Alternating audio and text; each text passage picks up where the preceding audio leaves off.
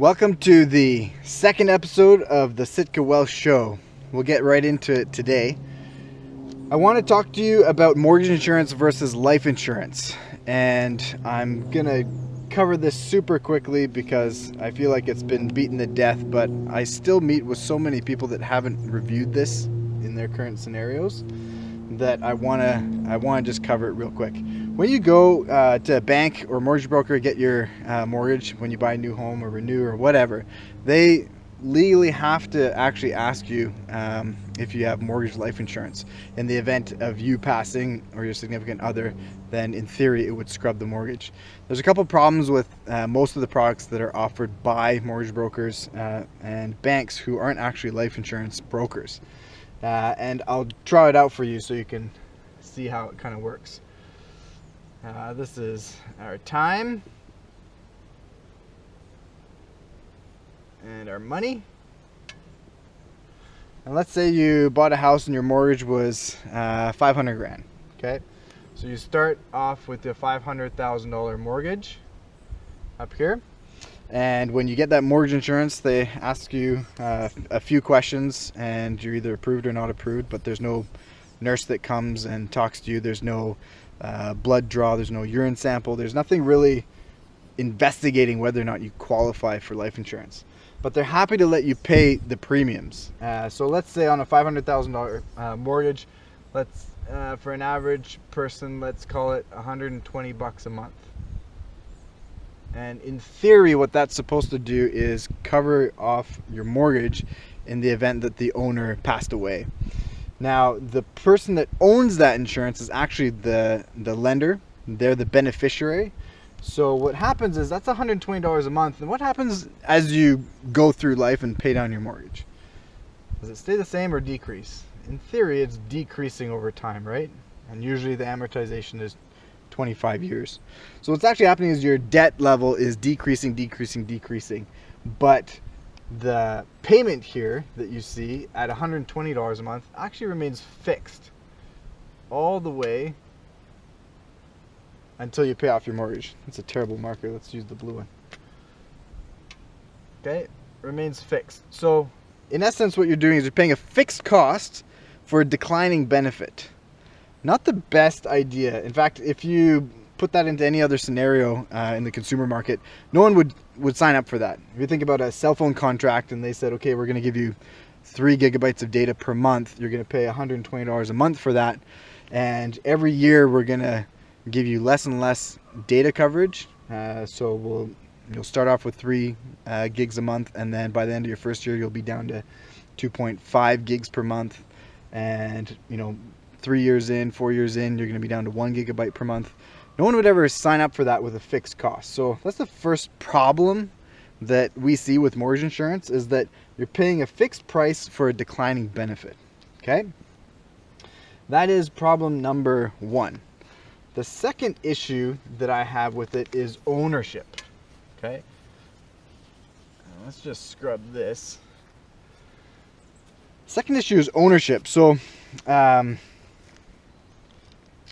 actually, we'll talk about 3 issues. Who owns the policy?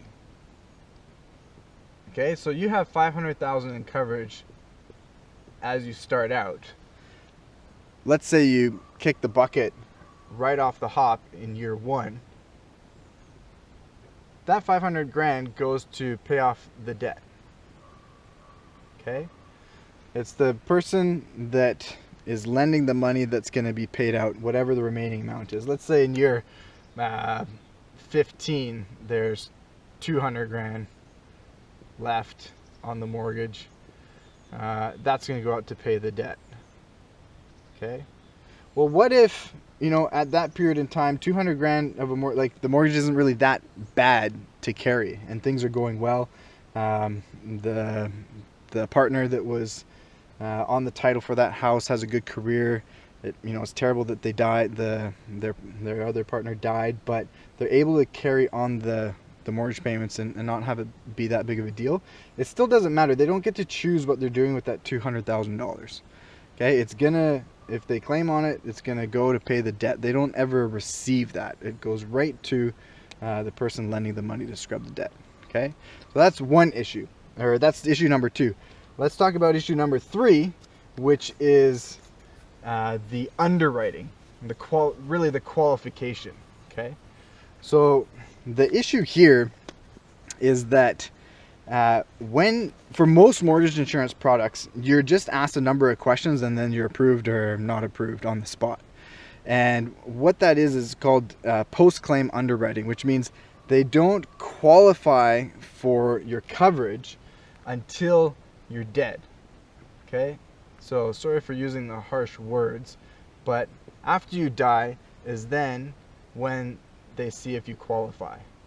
Okay, so you've been paying these premiums, you know, for 10, 15 years, you have a terrible event, and then the individual passes away, and then you go to claim, and that's when they look at really everything that's happened in the person's life and decide whether or not that individual qualifies. It's really unfair and kind of ridiculous. So that's the third issue, is that the qualification or the underwriting, whether or not they determine if you're approved or not, happens at the end when you actually go into claim, which is really, in my opinion, a terrible way to be doing business. Okay, now if we look at regular life insurance, I'll just draw this out for you again so you can kind of see how it addresses the 3 issues. We got flies like crazy.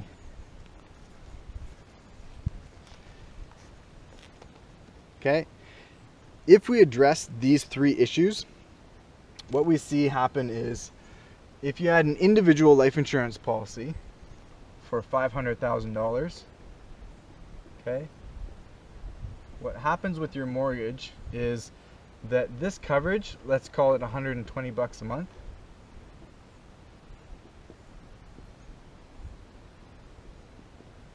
that actually remains fixed. So as your mortgage goes down, this coverage, the payment and the actual coverage that you have, stays at $500,000 as long as you're paying the premium.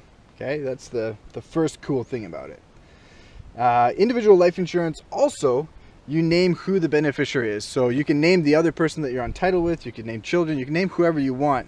Those are the people that are going to get paid out on the policy. So in this example, let's say you're 15 years in, and there is 200 grand owing on the mortgage.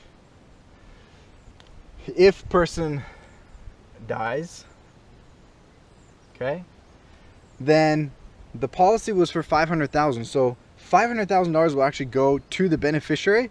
The beneficiary can then choose to do whatever they want with it. They can take that 200 grand, scrub that debt, or if they're fine with those payments, they can carry on those. They could take the remaining $300,000 and do whatever they want with it. Really, it's just ultimate flexibility. Okay.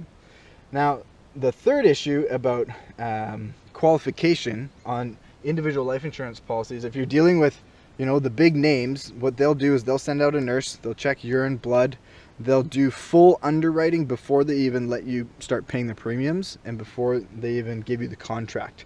So the advantage of those kind of policies that you would typically do with the life insurance broker are that you know that it's going to pay out.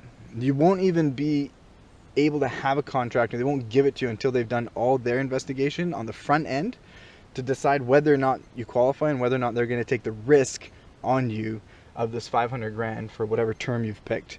And when they give you the approval and they go ahead, you'll sign your contract, and it'll be given to you, and it's, you know, ultra solid. There's a few things that you have to watch out for where they would not pay out, but for the most part, it's pretty solid. And the horror stories you hear about insurance not paying out, they typically come from that mortgage insurance, not from, you know, as far as I'm concerned, legit individual life insurance. Okay, so have a peek. A lot of times your payments can be the same for a better product, or sometimes they can be lower. So I would really recommend all of you that are watching, if you have mortgages, make sure to know what kind of mortgage insurance you have. Feel free to reach out to us. We'd be happy to run some quotes for you and have a peek at it for you. Again, this is Joe Miller. Thanks for watching. Like and share to anyone that owns a home. so they can just have a peek, make sure they're not paying money for something that, you know, really isn't that great.